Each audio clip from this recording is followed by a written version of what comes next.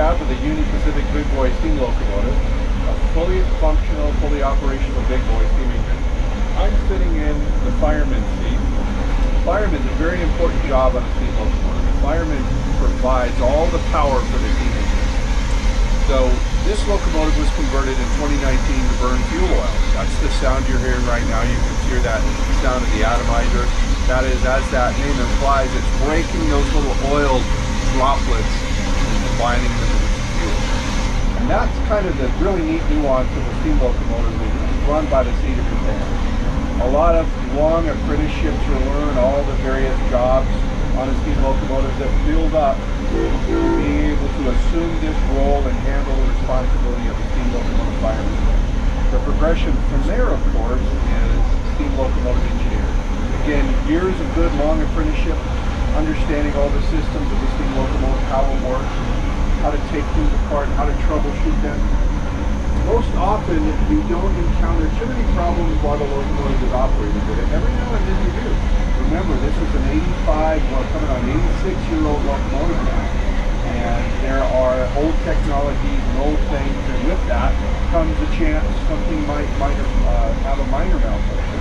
Well, you have to be able to troubleshoot that as you're going down the track and know whether or not we need to stop right away and deal with this, or hey, there's a workaround, I can compensate by making some adjustments here and there based on the extensive knowledge and experience that I have as a fireman engineer and make it work. That's probably the funnest part of watching people learn the steam locomotive, is that nuance, developing that field. And it starts with an interest, passion. You know, when you're interested in things, I mean, you can retain information a lot quicker. So up here we have two water classes, the main steam pressure gauge, some other gauges for atomizer and what we call turbine pump pressure. And here is the big firebox. You can hear the sound of that. Again, that fire burning and that low reverberating rumble is actually the combustion of the fuel. And so that air is coming in. There's not a lot of air right now because that's what we call a low fire, or we also refer to it as a spot fire. That spot fire, pretty low. It's not generating the heat that this locomotive would produce when it's developing its full power. Just to your right, you can see a safety control system. We get a lot of questions about this. These are modern, it's called a cab display unit. It's part of our positive train control safety feature system.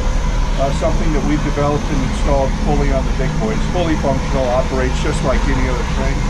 Over here, we have the air brakes, and that's called the number 8 ET. It's a 1930s era air brakes, the same air brakes that the locomotive was designed and built with.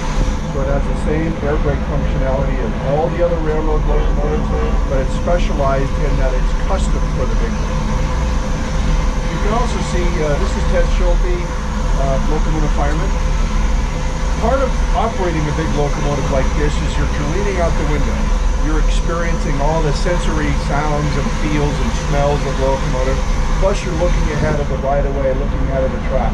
You can see out the windows if it's really snowy or rainy, but your view is somewhat limited, so therefore it's just natural. You see photographs of steam locomotive people, they're always hanging out the window. The other side of that is usually pretty hot in here, as you can tell. And that's the other thing, is you're outside enjoying a little bit of a cooler breeze. So this locomotive, it carries 75,000 gallons of water, 25,000 gallons in the primary tender that you're right behind you, and then 6,000 gallons of fuel oil, and then two auxiliary tenders equaling right around 50,000 gallons total, for a total combined capacity of 75,000. That plus the fuel, that will get us around to 250, maybe a little bit more, depending on how we're running, how fast we're running, and how many grades we go up. So the steam locomotive logistics is a lot different than modern locomotives. A modern train today will go through fueling stations along the route.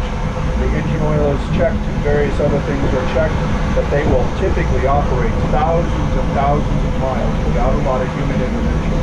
Steam locomotive, on the other hand, they travel right around a 100-mile range where they would require additional servicing, additional filling of the oil lubricators, greasing the locomotive, inspections, adding the fuel, adding the water. So you can see that just that contrast in what steam locomotives compared to how we live today. Well, that's kind of an interesting question. So the railroads, they typically would paint the inside of their cabooses and inside of the locomotive cabs. There's all kinds of different theories. Sometimes it just came to what was easy and cheap. The railroad had a whole variety of different paints. Sometimes they would mix them together, and that ended up being some type of a green paint. I've heard people explain, well, they did some testing, and that green color, it's easier on your eyes. That sounds like a good example, doesn't it? But generally, it's just a traditional locomotive paint. You'll find different shades of this green. The actual color that this locomotive had at the heart was a little bit lighter than this.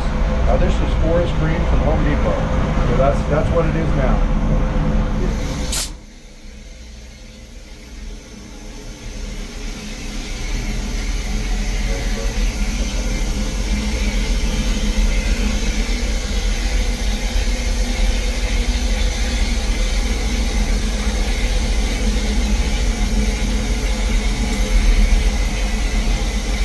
Got our blowdown sign up, Teddy.